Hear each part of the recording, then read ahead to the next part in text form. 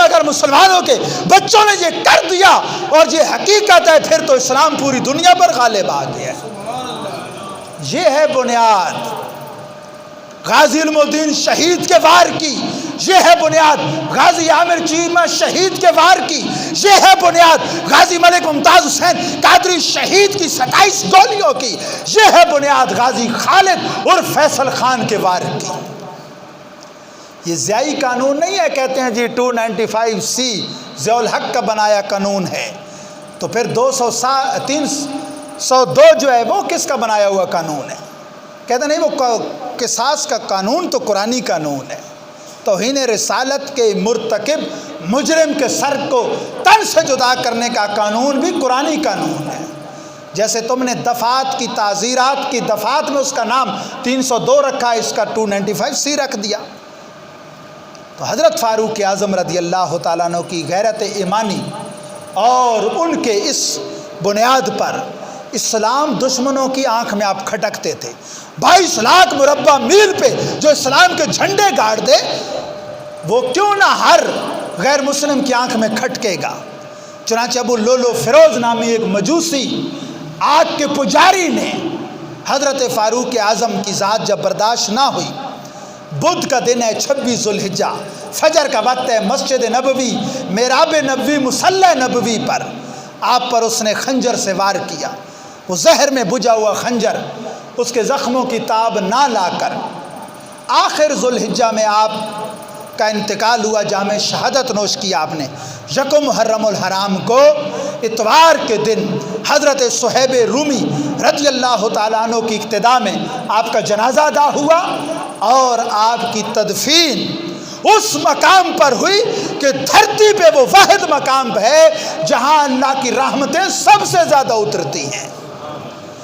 اس دھرتی پر وہ گنبد خضرا ایک ایسا مقام ہے، وہ سبز قبہ جہاں سعید بن مسیب کی روایت کے مطابق جو مشکات میں موجود ہے، روزانہ 70,000 معصوم فرشتے صبح 70,000 شام کو اترتے ہیں اور اپنے پروں سے قبر اطہر کی صفائی بھی کرتے ہیں اور درودوں کی ڈالیاں اور سلاموں کے گجرے پیش کرتے ہیں۔ ہمارے آقا کے پہلو میں وہاں سوئے ہوئے ہیں۔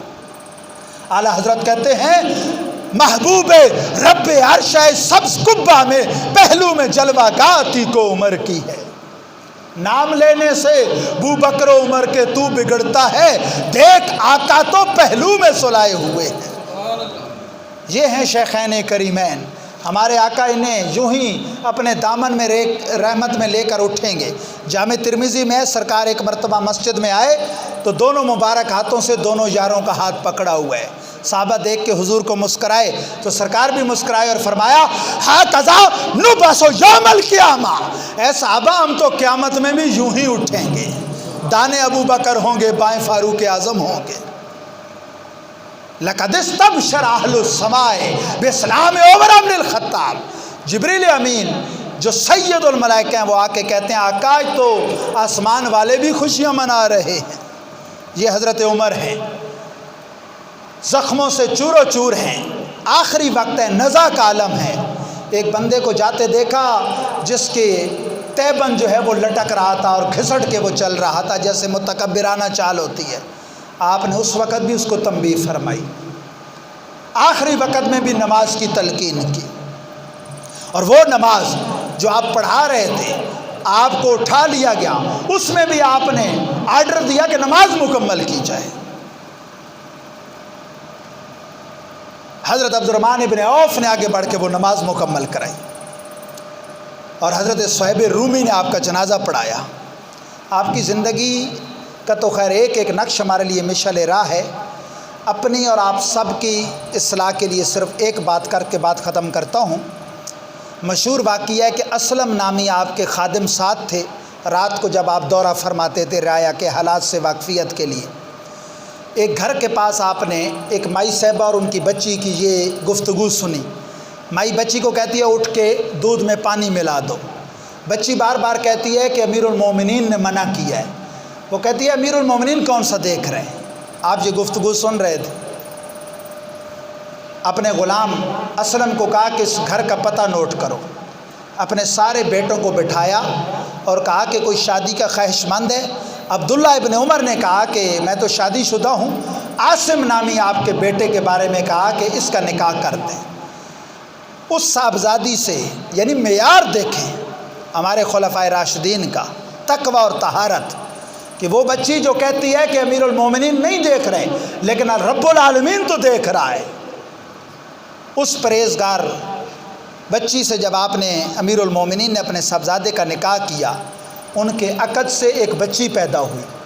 اس بچی نے جو بچہ جنا اس کو عمر ثانی کہتے ہیں۔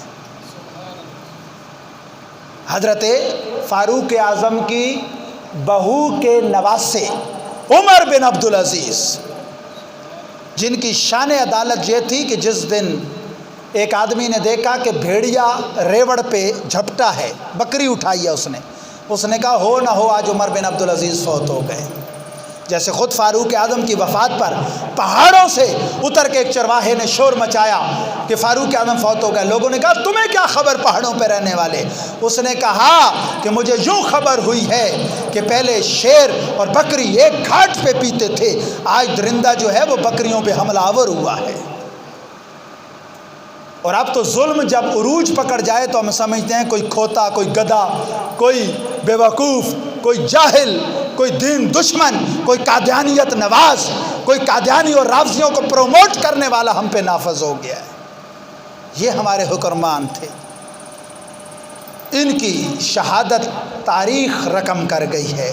اللہ تعالیٰ جل جلالہ ہمیں یوم شہادت فاروق اعظم منانے کی بھی توفیق عطا فرمائے، یوم شہادت سید و